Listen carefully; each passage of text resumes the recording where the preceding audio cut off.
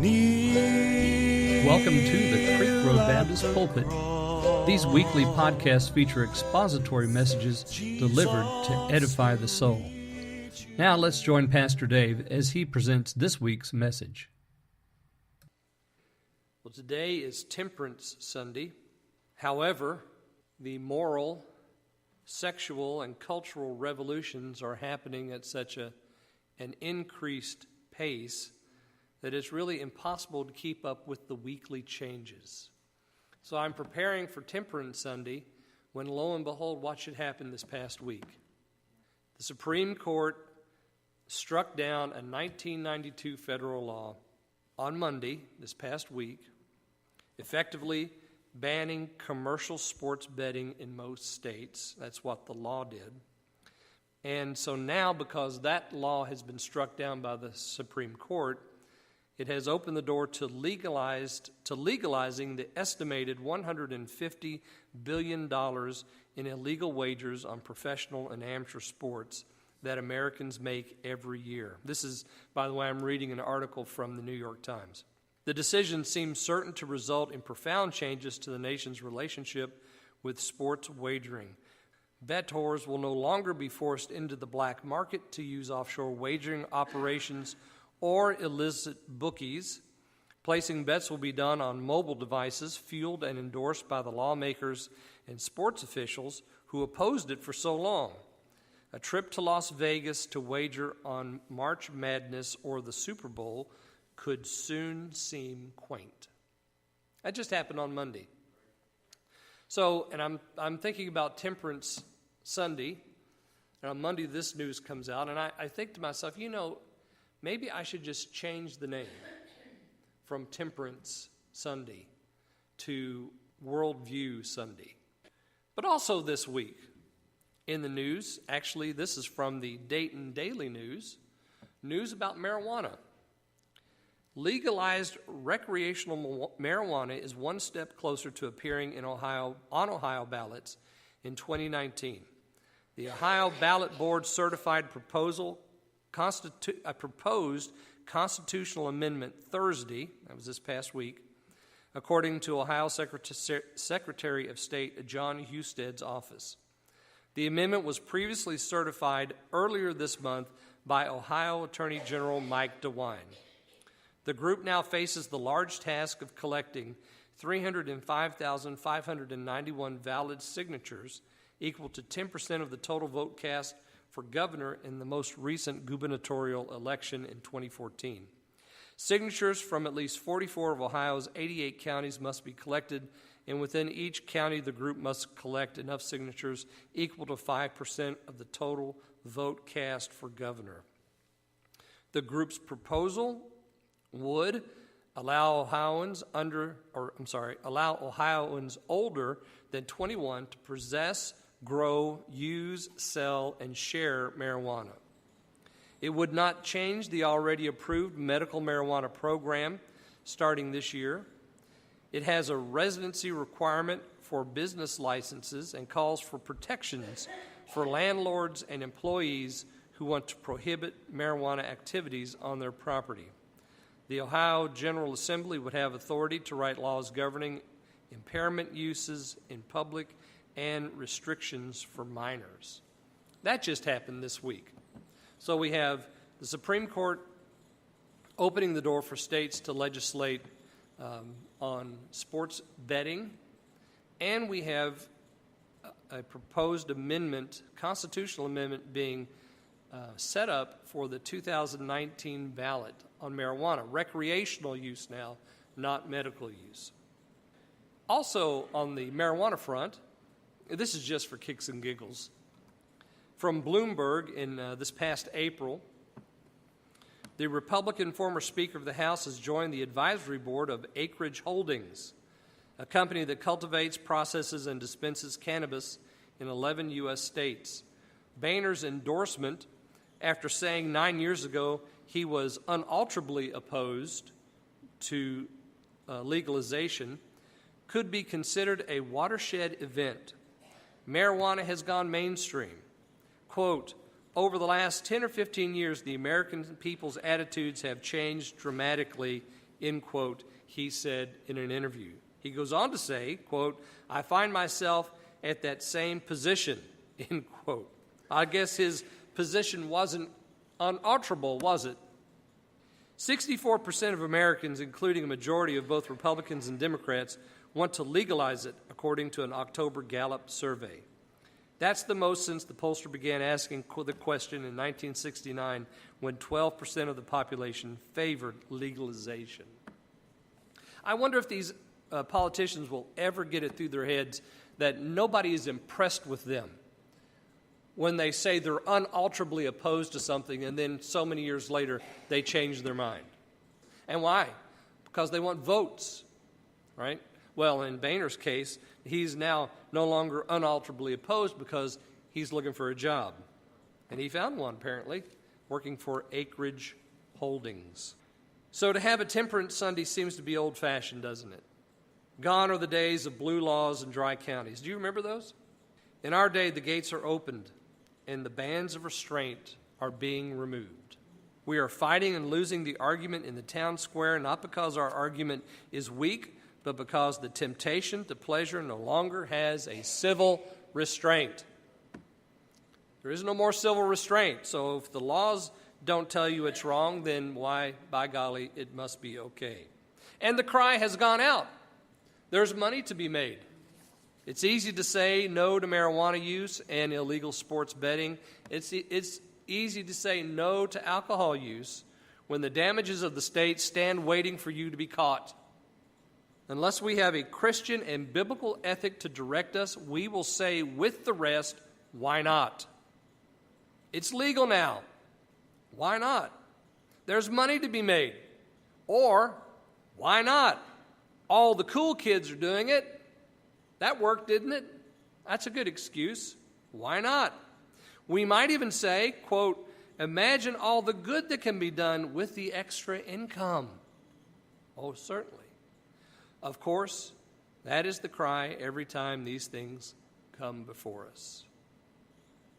Since we're considering the subject of temperance today, or worldview, if you want to change the name now, here are just a few statistics about alcohol. These come from the Talbot Group. And these were compiled this year, just in the first 5 months of 2018. General statistics. Alcohol poisoning kills 6 people every day. Of those, 76% are adults, 35 to 64, and 3 of every 4 people killed by alcohol poisoning are men. Alcohol-impaired driving accounts for more than 30% of all driving fatalities each year.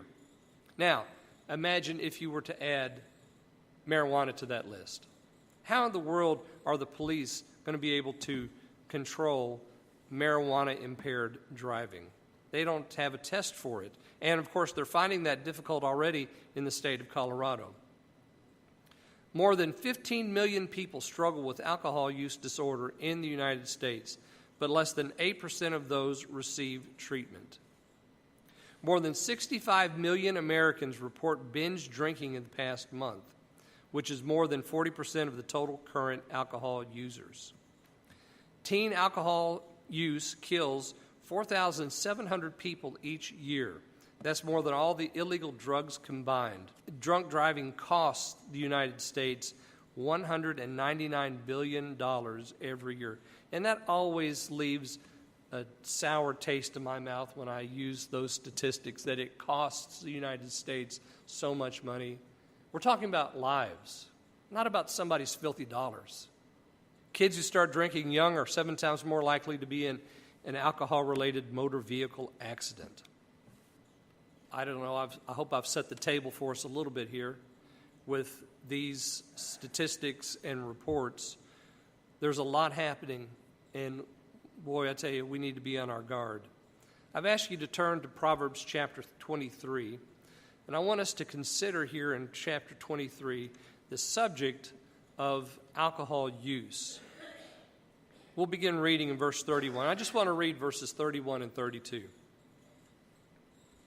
And I'm going to read, I want you to read along with me, because I'm going to read you my translation. So read your translation as I read mine. so you can have a comparison here.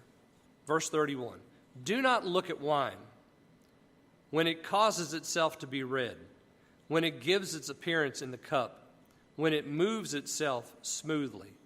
Its ending is like a serpent that bites, and like a poisonous snake, it secretes its poison.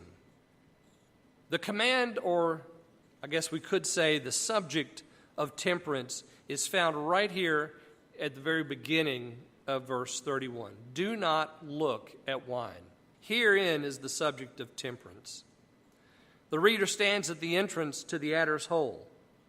The Lord tells us not to look. We cannot help that temptation comes to us. It will, and it will try us. But when presented with the temptation, we should turn away.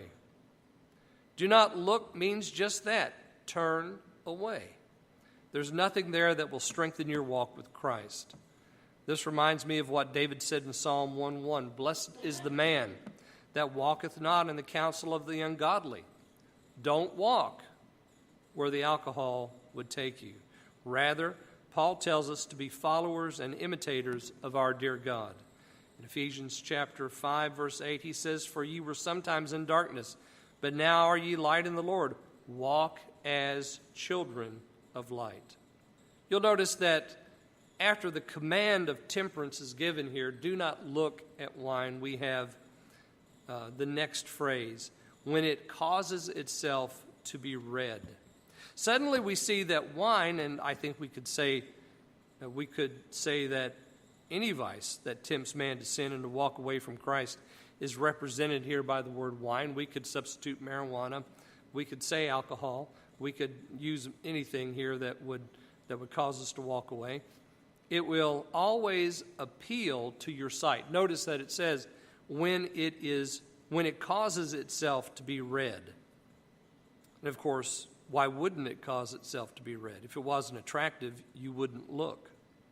No, the first law of marketing science tells us that advertisements have to be attractive. We know that instinctively. We see it all around us. It's practiced before us daily. In Palestine, the best wine, the most desirable drink, was red wine. But notice that it causes itself to be red. It's doing something to itself. It is working on its own against the interest of the looker. It will draw you in. That's why he tells us not to look, because it wants to attract. And James reinforces this in his first chapter, saying, but every man is tempted when he is drawn away of his own lust and enticed. And one of the gates of lust is the eye. What is it that I see that entices me? Notice the next statement there in Proverbs chapter 23. When it gives its appearance in the cup. We can tell now that the wine is an active agent. And we see where its appearance is found. It's found in a cup. Cups, plates, bowls are common household items in every house all around the world. You don't have to go someplace special to look. It finds its way into the simple things of life. And then we have this final statement here, when it moves itself smoothly. Now, I've passed by this a little bit in the translation so far. I'm not saying anything about it. But this verbal form that's used here, it's used twice in this one verse, is causative and reflexive.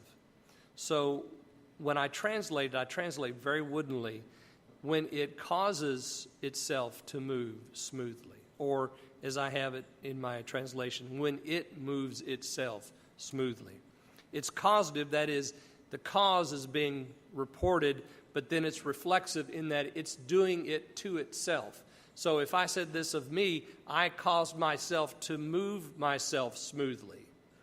So you have that reflexive element that's a part of this. It has a unique way of being translated. Here, because we have the reflexive added to it, it's an action that is redounding. It's rebounding back onto the principle.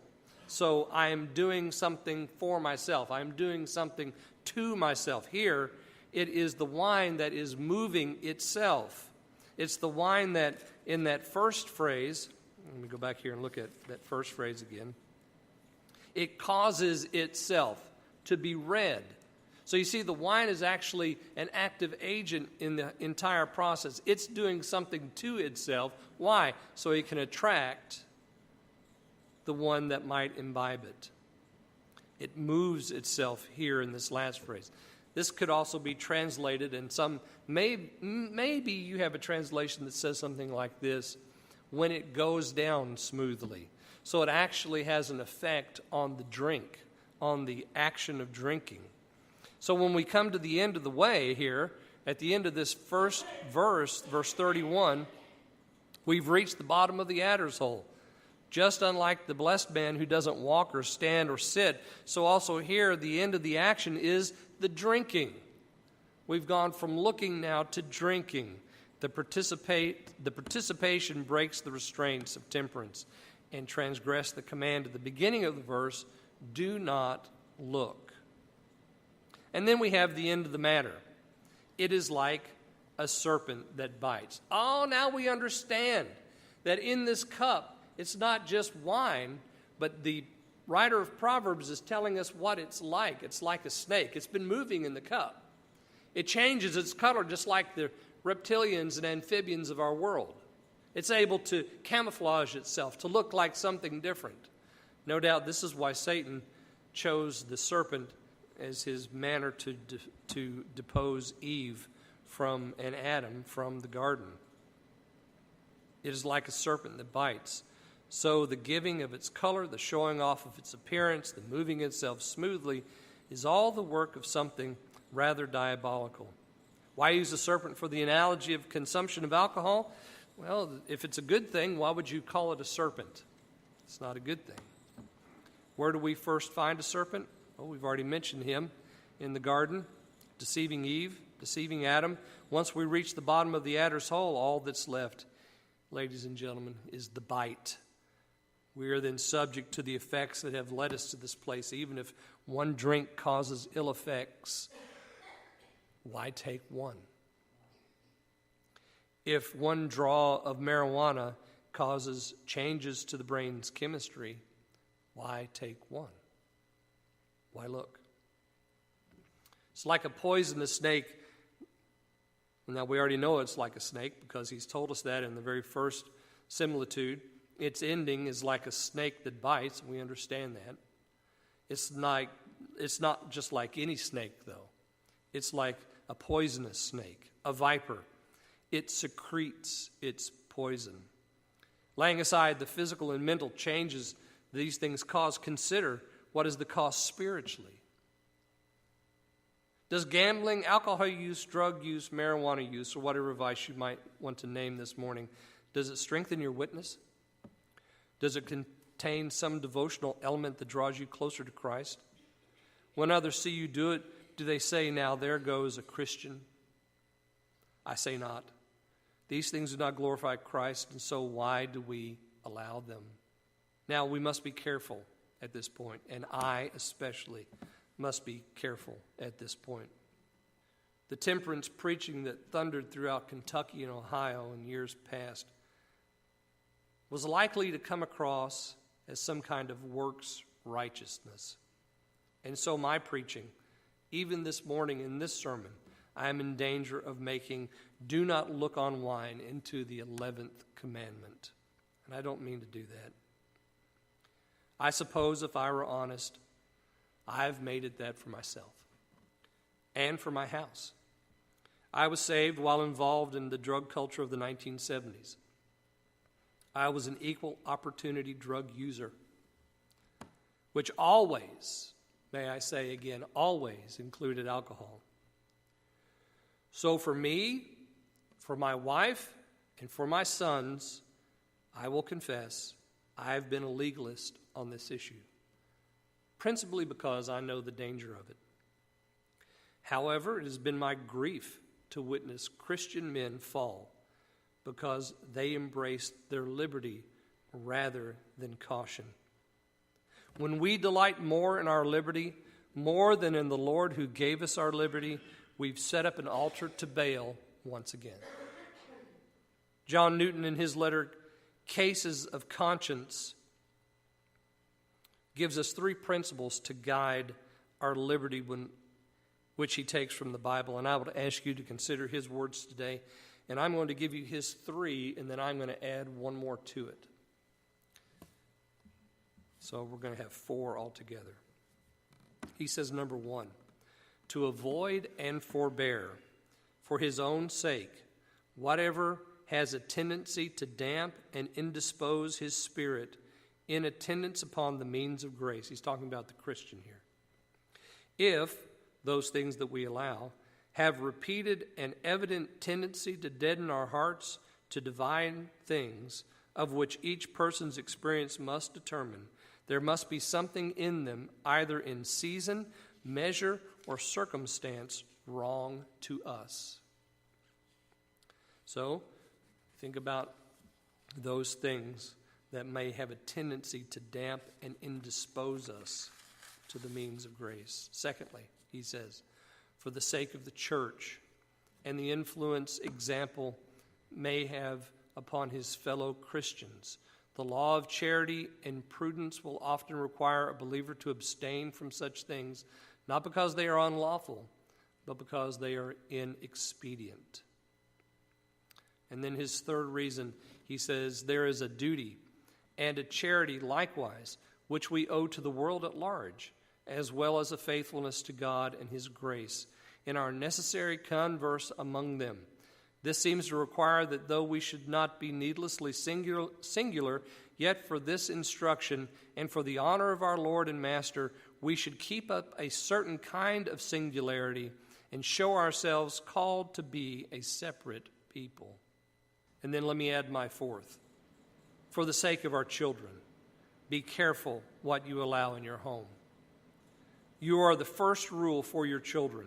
And while you may have a good reason to allow certain things, all they will know is that mom and dad think it's okay. We must present Christ as Lord over all things, especially in the eyes of the children God has given us. For their sake and for the sake of the generation to follow them, we must walk circumspectly in this life. To conclude then, we live in a day, an hour of history when civil restraint is being removed. The congregation or church member that leans on civic doctrine rather than on biblical principle will find themselves sliding with the culture into the abyss of license, and we are already halfway down that slope. There is no gospel witness at the bottom.